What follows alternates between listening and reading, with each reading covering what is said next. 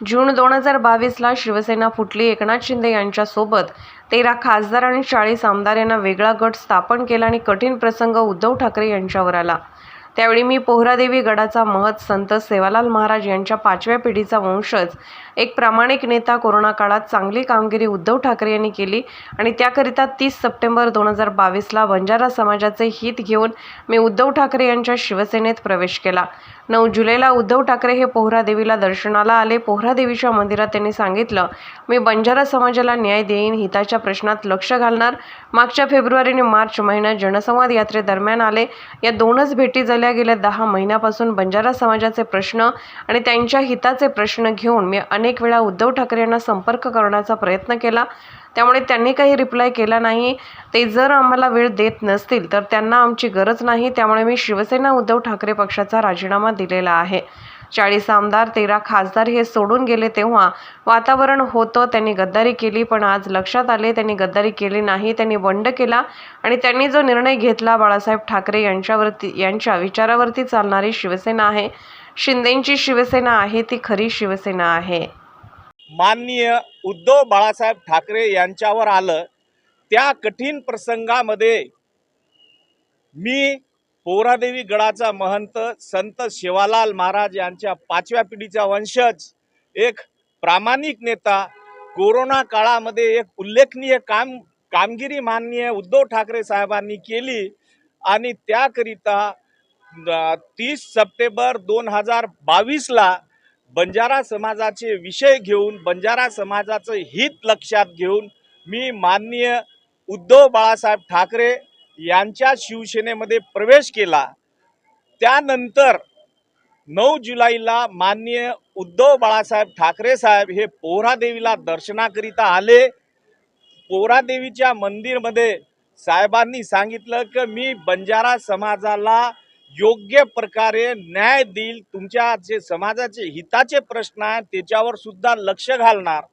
त्यानंतर मागच्या फेब्रुवारी आणि मार्च महिन्यामध्ये जनसंवाद यात्रेदरम्यान माननीय उद्धव साहेब हे कारंजा आणि वाशिम येथे आले. ही दोनच भेट झाली.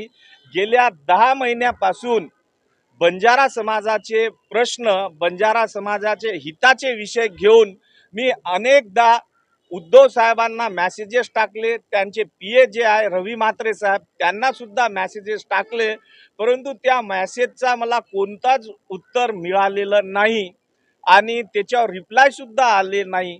त्यामुळे जड अंतकरणाने मला असं वाटलं की जर माननीय उद्धव साहेब आपल्याला वेळच देत नसेल, मी महंत आहे, मी काही राजकीय नेता नाही, समाजाच्या हिताच्या प्रश्नाकरिता जर साहेब वेळ देत नसेल तर बंजारा समाजाची त्यांना गरज नाही आणि महंतांची गरज नाही.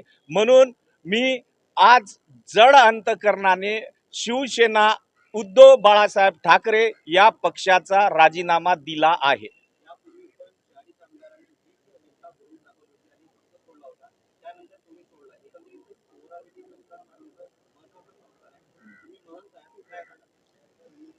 चाळीस आमदार आणि 13 खासदार यांनी जेव्हा पक्ष सोडला तर संपूर्ण राज्यामध्ये असं एक वातावरण तयार झालं होतं की त्यांनी गद्दारी केली. पण आज हे लक्षात आलेलं आहे ती गद्दारी नसून त्यांचा बंड आहे आणि त्यांनी जो निर्णय घेतला तर बाळासाहेब ठाकरेंच्या विचारावर चालणारी खरी शिवसेना ही, मी विरोधात जरी असेल पण सत्य कबूल करणारा आहे, मी महंत आहे. माननीय एकनाथजी शिंदे साहेबांची जी शिवसेना आहे तीच खरी शिवसेना आहे.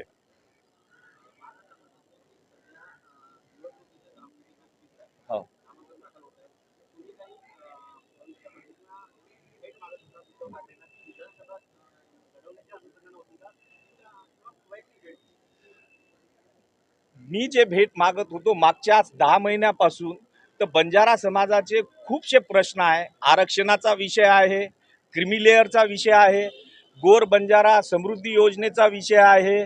असे असंख्य प्रश्न बंजारा समाजाच्या, या प्रश्नाकरिता मागे मी भेट मागत होतो. या 15 दिवसापासून महाराष्ट्रामध्ये 23 मतदारसंघ असे आहेत जे बंजारा बहुल आहे आणि 13 मतदारसंघ असे आहेत जिथे बंजारा निर्णायक फॅक्टर ठरू शकतो. तर आमची विनंती अशी होती की केवळ शिवसेनेनेच नाही तर महाविकास आघाडीने बंजारा समाजाला न्याय द्यावा आणि संख्येच्या प्रमाणात विधानसभेकरिता उमेदवारी द्यावी. निदान विदर्भामध्ये 3 जागा आणि मराठवाड्यामध्ये 3 जागा द्यावी अशी आमची मागणी होती. पण भेटत जर होत नसेल, कुंपणच जर शेत खात असेल, तर मग न्याय कोणाकडे मागायचा? आजची परिस्थिती अशी आहे, जे मी संभाव्य चर्चेमध्ये ऐकत आहे, महाराष्ट्रामध्ये माननीय शरद पवार साहेबांनी केवळ एक जागा दिलेली आहे किनवटमध्ये प्रदीप नाईक साहेबांना. दुसरी जागेमध्ये जागेचं टाय आहे, पण शरद पवार साहेबांनी पुसदमध्ये ययाती मनोहर नाईक यांना शब्द दिलेला आहे. म्हणजे 2 जागा शरद पवार साहेबांनी दिलेल्या आहे. आणि दुसरा विषय, शिवसेना आणि काँग्रेसमधून एकही जागा बंजारा समाजासाठी नाही.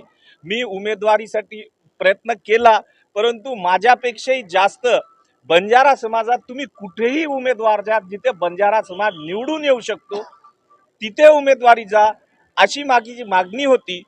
मी जे दिग्रस विधानसभा मतदारसंघामधून जे मागणी केली, मी हा मुद्दा तिथे ब्रीफ केला, हा मुद्दा तिथे प्लीड केला. महाविकास आघाडीची सीट दिग्रसमधून निवडून येत नाही, कारण तिथला उमेदवार फार सक्षम आहे. मी विनंती केली की तशी ते सीट तुमची पडणारी आहे, पडणारी सीट आम्हाला द्या. ती सुद्धा आम्हाला द्यायला तयार नाही. म्हणून हा कटू निर्णय मी आज घेतलेला आहे. म्हणजे नेमकं साहेबांनीच जर आम्हाला न्याय देत नसेल, माननीय उद्धव साहेब जर आमच्या समाजाला न्याय देत नसेल, कारण त्यांच्या कठीण प्रसंगामध्ये मी प्रवेश केला. शिवसेनेमध्ये सुरुवात महंत सुनील महाराजापासून झाली, हे तुम्हाला सुद्धा माहीत आहे. आणि त्यांनीच जर आम्हाला न्याय जर देत नसेल, तर मग न्याय कोणाकडून मागायचा आम्ही?